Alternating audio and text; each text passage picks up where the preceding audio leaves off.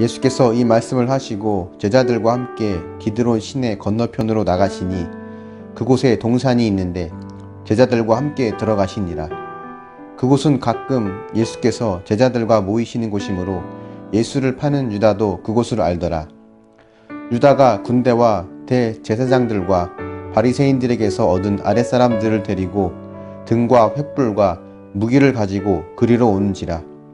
예수께서 그 당할 일을 다 아시고 나아가 이르시되 너희가 누구를 찾느냐? 대답하되 나사렛 예수라 하거늘 이르시되 내가 그니라 하시니라. 그를 파는 유다도 그들과 함께 섰더라. 예수께서 그들에게 내가 그니라 하실 때에 그들이 물러가서 땅에 엎드러지는지라. 이에 다시 누구를 찾느냐고 물으신데 그들이 말하되 나사렛 예수라 하거늘 예수께서 대답하시되 너희에게 내가 그니라 하였으니 나를 찾거든 이 사람들이 가는 것은 용납하라 하시니 이는 아버지께서 내게 주신 자 중에서 하나도 잃지 아니하사옵나이다 하신 말씀을 응하게 하려 함이로라. 이에 시몬 베드로가 칼을 가졌는데 그것을 빼어 대제사장의 종을 쳐서 오른편 귀를 베어버리니 그 종의 이름은 말고라. 예수께서 베드로더러 이르시되 칼을 칼집에 꽂으라. 아버지께서 주신 잔을 내가 마시지 아니하겠느냐 하시니라. 아멘. 예수님의 죽음이 임박해 있던 이때 예수님은 제자들과 함께 기드론 시내 건너편에 있는 동산으로 가십니다. 다른 복음서를 보면 이 동산이 겟셋마네 동산이라는 것을 알 수 있습니다. 예수님은 이전에도 제자들과 함께 이 겟셋마네 동산을 자주 찾아오셨습니다. 아마 기도의 장소로 많이 사용하신 것 같습니다. 그래서 가룟 유다도 어디로 가면 예수님을 만날 수 있는지 정확히 알았던 거죠. 그래서 군인들과 또 무기를 가지고 예수님이 있는 겟셋마네 동산으로 찾아옵니다. 이렇게 이루어진 가룟 유다와 예수님과의 만남을 보면 이 만남 자체가 서로 다른 방식의 삶을 살아가는 모습을 우리에게 보여주고 있습니다. 가룟 유다가 왜 군인들을 데리고 왔을까요? 왜 무기를 들고 갔을까요? 아마 가룟 유다는 예수님도 뭔가 대비책을 마련했을 거라고 생각을 한 것 같습니다. 왜냐하면 그동안 예수님이 하신 말씀을 보면 누가 나를 팔 것이다, 나를 넘길 것이다 라고 하는 뉘앙스를 계속 말씀하시면서 이 모든 일이 어떻게 이루어질 것인지를 이미 알고 계신 것처럼 생각했거든요. 가룟 유다는 예수님이 뭔가 대책을 세웠을 거고 또 예수님과 그 제자들을 제압하기 위해서는 강한 힘이 필요하다고 생각했던 것 같습니다. 그래서 군인과 무기를 가지고 등장을 한 건데 이렇게 힘으로 상대를 제압하려고 하는 방식, 이것이 바로 전형적인 세상의 방식이죠. 근데 여기에 맞서 대응했던 베드로를 보면 베드로 역시도 이 가룟 유다가 사용한 방식과 크게 다르지 않습니다. 대제사장의 종을 쳐서 오른쪽 귀를 베어버립니다.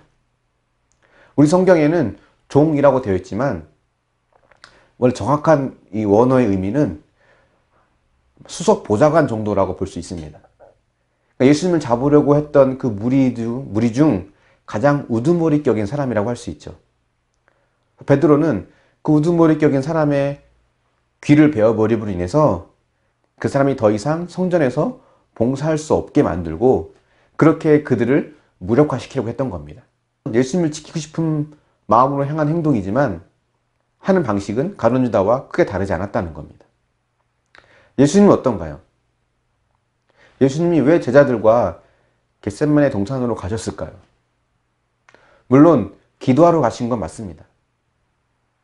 꼭 겟셋마네 동산으로 가셔서 기도해야만 했을까요? 그날은 다른 곳으로 가셔서 기도하셔도 되잖아요. 예수님은 자신을 잡으러 온 가룟 유다와 그 무리들을 피하지 않으셨습니다. 자신을 찾는 자들을 향해서 내가 바로 너희가 찾는 그 사람이라고 이야기하죠. 또 그렇게 순순히 체포되십니다. 칼을 휘두르면서 예수님의 체포를 막으려 했던 베드로까지 만류하십니다. 가룟 유다처럼 힘으로 제압하지 않으셨어요. 그저 하나님의 뜻에 적극적으로 순종하신 겁니다. 예수님의 고난과 죽음, 이 체포되시는 이 모든 사건들은 누군가의 배신으로 이루어진 것이라고 할 수 없습니다. 제사장, 서기관, 바리새인들이 예수님을 미워해서 그들을 붙잡았다고 말할 수 없습니다. 이 모든 것은 예수님의 자발적인 선택이었습니다. 왕으로 오신 예수님은 그 왕권을 이렇게 행사하신 거예요. 스스로 체포되셔서 그들을 위해 목숨을 내어놓는 것입니다. 그러니까 체포되는 것조차도 주님이 허락하셔야 가능한 거죠. 또 체포되시면서도 오늘 말씀을 보니까 다른 사람들, 제자들은 보내라고 이야기하시죠. 그리고 이것이 말씀을 응하게 하려는 것이라고 성경은 이야기합니다. 예수님은 하나님께 적극적으로 순종하는 삶, 이런 삶으로 살아내신 것이고 이것이 바로 하나님 나라의 방식의 삶입니다. 비록 내가 체포되고 잡혀가는 일이 있더라도 그것이 말씀이 응하게 되는 것이고 말씀대로 되어지는 것이라면 그 말씀에 순종하는 거죠. 이런 삶을 살면 어떤 사건을 만나도 당황하지 않을 수 있습니다. 물론 힘들지 않다는 말은 아니에요. 예수님처럼 배신을 당하는 어려움, 체포를 당하는 힘든 일을 만나지만 그 속에서 내가 바로 너희가 찾는 그 사람이다 라고 말할 수 있는 당당함을 가질 수 있다는 겁니다. 여러분은 어떤 사건을 만나서 당황하고 혼란스러웠습니까? 혹시 아직까지 억울함이 해결되지 않아서 분함을 사귀지 못하고 있는 게 있나요? 시간이 지나도 그 혼란스러움이 해결되지 않고 있습니까? 만약 그렇다면 혹시 나는 힘으로 해결하는 세상의 방식으로 살아가고 있지 않는가? 돌아봐야 합니다. 내가 이렇게 분이 나는 이유는, 내가 아직까지 혼란스럽고 당황하는 이유는 내가 힘이 없어서 이기지 못하니까 그러는 것일 수 있거든요. 어떤 사건이 기억나십니까? 아직까지 감정이 해결되지 않은 그 사건은 무엇이 있나요? 지금까지도 나를 아프게 하는 사건은 무엇입니까? 그 사건을 가만 묵상해 보십시오. 내 삶에 어떤 말씀이 응하게 하시려고 그 일을 허락하셨는가 묵상해 보십시오. 말씀을 묵상하며 사는 삶이 잘 훈련되어지면 우리가 어떤 사건을 만나더라도 그 사건을 말씀으로 해석할 수 있는 능력이 생깁니다. 혼란스러워하지 않고 예수님처럼 담대할 수 있어요. 왜냐하면 그 모든 힘은 말씀에서 나오기 때문에 그렇습니다. 저 여러분이 그런 말씀의 힘을 경험하고 살아갈 수 있기를 바랍니다. 한번 묵상해 보십시오. 아직 생각하면 분하고 억울한 사건이 있습니까? 말씀으로 해석해 보려고 노력하고 있습니까? 지금은 말씀으로 해석이 되어서 그 사건이 나의 구원을 위해 주신 사건이라는 것을 인정하는 것은 무엇이 있습니까?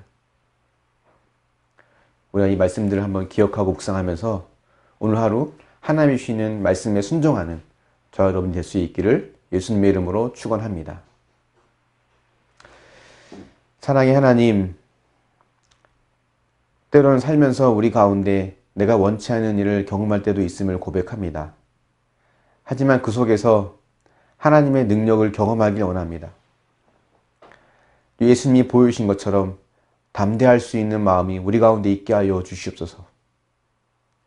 그러기 위해서는 주님, 이 모든 사건들이 말씀으로 잘 깨달아지고 해석이 되어지길 원합니다. 말씀을 잘 묵상하고 깨달아서 그 말씀 속에 주어지는 감춰져 있는 하나님의 사랑과 은혜를 발견하고 그것이 나를 위한 구원의 사건임을 고백할 수 있는 그런 믿음이 우리 가운데 있도록 도우시고 인도하여 주시옵소서.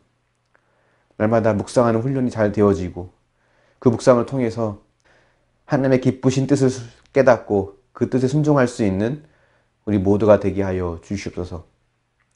힘으로 제압하고 이기려는 세상의 방식이 아닌 하나님 말씀에 순종하고자 하는 하나님 나라의 방식으로 살아갈 수 있도록 우리 삶을 인도하여 주시옵소서. 감사드리며 예수님의 이름으로 기도합니다. 아멘.